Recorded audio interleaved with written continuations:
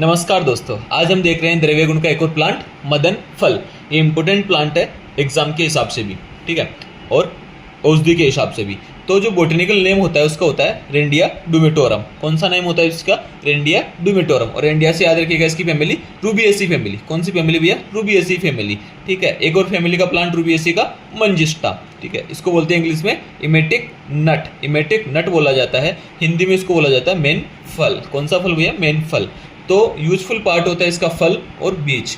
क्या होता है? फल और बीज होता है। इसकी बार भी उपयोग में ले सकते हैं, ठीक है। डोज कितनी है? अगर वमन कर्म करवाना है आपको तो 3 से 6 ग्राम, और चिकित्सा में उपयोग में लेना है तो 0.5 से 2 ग्राम तक। अन्य कोई भी कर्म में उपयोग में लेना है तो 0.5 से 2 ग्राम तक ले सकते हैं। अब हम देखते हैं भैया रस। इसका रस कौन सा बताया है? तिक्त मधुर कटु कषाय। कौन सा रस होता है भैया? तिक्त मधुर कटु कषाय रस होता है। लघु वृक्ष गुण होते हैं। उष्ण वीर्य है, कटु विपाक होता है। उष्ण वीर्य और कटु विपाकी होता है। इसका प्रभाव बताया है, वामक प्रभाव होता है। देखो भैया रस से ये काम नहीं करता, गुण वीर्य विपाक से काम नहीं करता है, लेकिन ये प्रभाव से काम करता है। कौन सा? वामक। और अग्रे क्रम चरक ने बताया है मदन फलम वमन आस्थापन अनुवासन उपयोगी नाम। वमन तो है ही, फिर आस्थापन और अनुवासन में उपयोगी होता है, ठीक है। वमन आस्थापन और अनुवासन में उपयोगी होता है। इसके फाइटो कॉन्स्टिट्यूएंट के बारे में बात करें तो इसमें होता है स्पोनिन, रेंडियलिक एसिड, अर्सोस्पोनिन, सिट्रिक एसिड और टेनिन। अर्सोस्पोनिन और सिट्रिक एसिड और टेनिन होता है। दोष कर्म के बारे में बात करें तो वात कफ शामक होता है और पित्त शारक होता है, पित्त को भी निकालने वाला होता है। कर्म एक्शन देखें तो इसका वामक, लेखन, वर्णहर, विद्रदिहर, कुष्ठघ्न, ज्वरघ्न और शोफर इसके कर्म होते हैं, ठीक है। अब हम देखेंगे भैया शोधन कर्म भी करेगा, तिक्तरस है तो शोधन कर्म भी करेगा, विषघ्न कर्म भी करेगा, तिक्तरस है तो, मधुर रस है तो बल्य ब्रंगण वर्ष्य कर्म भी करने वाला होगा, ठीक है। कटुर रस है तो दीपन पाचन कर्म भी करने वाला होगा। कषाय रस है तो स्तंभन कर्म भी कर सकता है, ठीक है। थेरेपेटिक इंडिकेशंस के बारे में बात करें तो कुष्ठ, श्वास, ज्वर, शोथ, आना, गुल्म, प्रतिशाय, विद्रदि, वर्ण, रक्त शोधन में भी दे सकते हैं इसका, ठीक है। रक्त शोधन भी करवा सकता है। श्वेत प्रदर, ठीक है, वहाँ भी दे सकते हैं। रक्त प्रदर में भी दे सकते हैं। जहाँ भी पेनफुल मेनोरेजिया होता है वहाँ पर भी इसको दे सकते हैं। फार्माकोलॉजिकल एक्शन के बारे में बात करें तो इमेटिक नट बोला था तो इमेटिक तो इसका पहला फार्माकोलॉजिकल हो जाएगा।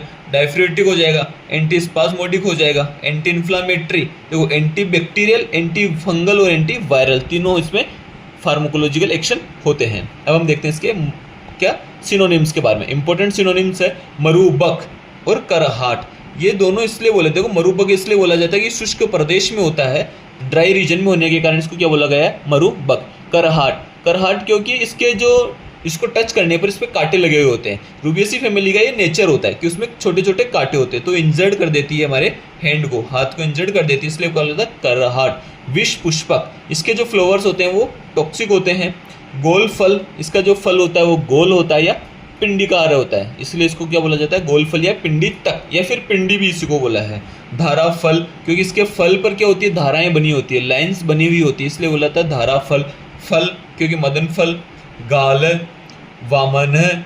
वामन कर्म करवाना तो वामन है। विष नाशन, तिक्तरस प्रदान है तो विष का नाश करने वाला होता है। लेकिन इसके जो पुष्प होते हैं, फ्लावर्स होते हैं, वो विष पुष्पक होते हैं, वो टॉक्सिक होते हैं। बस्ती शोधन, क्योंकि अनुवासन और उसमें आस्थापन में इसका उपयोग किया जा रहा था। रंग, ठीक है।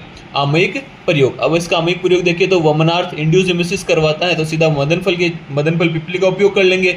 ज्वर में मदन फल और पिपली, इंद्र या मधु का उपयोग करेंगे हॉट वाटर के साथ। पार्श्वशूल है, पेनिन फ्लैंक्स है तो कल्क लगाएंगे मदन फल और कांजी का लोकल एप्लीकेशन करेंगे इसका, ठीक है। इसका फॉर्मुलेशन आता है मदनादि लेप, जो शूल में मदन फल चूर्ण वमनार्थ में उपयोग में लेते हैं। चरक के कल्प स्थान में इसके टोटल 133 योग बताए हैं वमन कर्म के लिए। वमन कर्म के लिए इसके टोटल कितने योग बताए हैं भैया? 133 योग बताए हैं। अब हम देखते हैं इसका क्लासिफिकेशन कि चरक, सुश्रुत और भावप्रकाश निघंटु ने कौन कौन से वर्ग में रखा है। तो चरक ने रखा है इसे आस्थापनोपग और अनुवासनोपग। आस्थापनोपग और अनुवाशनोपग में वर्ग में रखा है। सुश्रुत ने सारकवदादि और मुस्काकादि गण में रखा है। भाव प्रकाश निघंटु ने हरितक्यादि वर्ग में रखा है। कहाँ पे रखा भैया? हरितक्यादि वर्ग में रखा है। अब देखते हैं इसकी हैबिटेट। तो हैबिटेट है थ्रू आउट इंडिया मिलता है, बट कॉमनली मिलता है हिली रीजन्स में। कहाँ मिलता है भैया? हिली रीजन्स में मिलेगा। मॉर्फोलॉजी में देखिए तो इसका जो हैबिट होता है वो कैसा होता है? लार्ज श्रब होती है, जो प्लांट होता है, या फिर स्मॉल ट्री होता है, ठीक है। इसकी जो ब्रांचेज होती है वो हॉरिजॉन्टल रिजिड होती है, आर्म्ड होते हैं, मतलब बताया था रूबिएसी फैमिली का कैरेक्टर है कि उसमें छोटे छोटे कांटे होते हैं। तो इसमें क्या होते हैं? स्पाइन्स होते हैं। क्या होते हैं? अपोजिट स्पाइन्स होते हैं। इसकी जो पत्तियां होती है वो अपोजिट होती है और ओवेट होती है। याद रखिएगा, इसकी जो पत्तियां होती है वो अपोजिट होती है, ओवेट होती है और ऊपर से चमकदार होती है। उस पर से क्या होती है? शाइन करने वाली होती है, ठीक है। अब इन्फ्लोरोसेंस देखें तो इन्फ्लोरोसेंस इसका टर्मिनल अथवा एक्सिलरी इन्फ्लोरोसेंस होता है। फ्लावर्स इसके वाइट होते हैं, विश येलोइश होते हैं या वाइट होते हैं, ठीक है।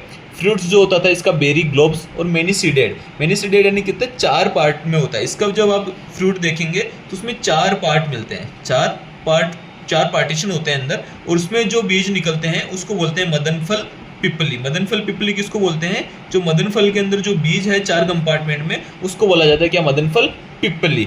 और जो सीड होते हैं वो इमर्ज्ड होते हैं इन पल्प के अंदर, जो पल्प रहता है उसके अंदर रहते हैं। अब इसकी वेराइटी, राज निघंटु ने इसकी 2 वेराइटी बताई है, मदन और वराहा, और कामदेव निघंटु ने इसकी बताई है मदन फल और पिंडी तक। अब हम देखते हैं कि जो मदन फल होता है उसका कलेक्शन कौन सी ऋतु में करना चाहिए।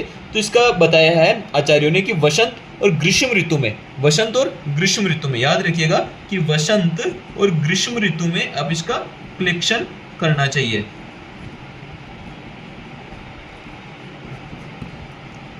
और इसका जो श्लोक दिखाया है भाव प्रकाश ऋतिक्यादि वर्ग में, मदनो मधुरस तिक्तो वीर्य उष्ण लेखनो लघु वांति कृत विदृधि हर प्रतिशाय वर्णांतक है, वृक्ष कुष्ठ कफा अनः शोत गुल्म वर्णापहर, ठीक है। ये सारे इसका श्लोक बताया भाव प्रकाश ऋतिक्यादि वर्ग में।